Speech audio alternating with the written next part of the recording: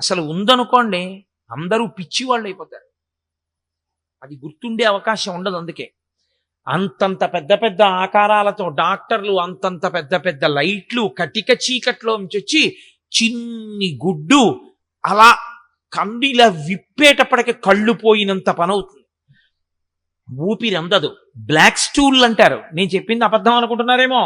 నేను ఒక గొప్ప గైనకాలజిస్ట్ రాసినటువంటి పుస్తకంలోని విషయాన్ని మీకు వివరణ చేస్తున్నాను. బ్లాక్ స్టూల్ అని అమ్మ కడుపులో ఉండగా అమ్మ తిన్న ఆహారంలో కొంత భాగం నాభిగొట్టంలోంచి లోపలికెడితే లోపల మలం గడ్డలు గడ్డలుగా ఉంటుంది. అది ఇంత వెలుతురు చూసేటప్పటికి భయాన్ని పొందేసి ఆ మలం బయటికి వెళ్ళిపోదాం అనుకుంటుంది. కానీ ఆ పిరికితనానికి ఏమైపోతుందంటే ద్వారం మూసుకుపోయి అది గట్టికి పడిపోయి బయటికి వెళ్ళదు. ఊపిరితిత్తులు ఇలా ఇలా ఆడుతున్నవి ఇలా ఆగిపోతాయి.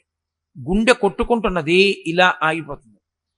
ఆగిపోతే సృష్టిలో పరమేశ్వరుడు యొక్క గొప్ప రహస్యం. ఇప్పటిదాకా ప్రపంచంలో ఏ శాస్త్రవేత్త కృత్రిమంగా తయారు చేయలేకపోయాడు. అది కుక్క కావచ్చు, పిల్లి కావచ్చు, పంది కావచ్చు, మనుష్యుడు కావచ్చు.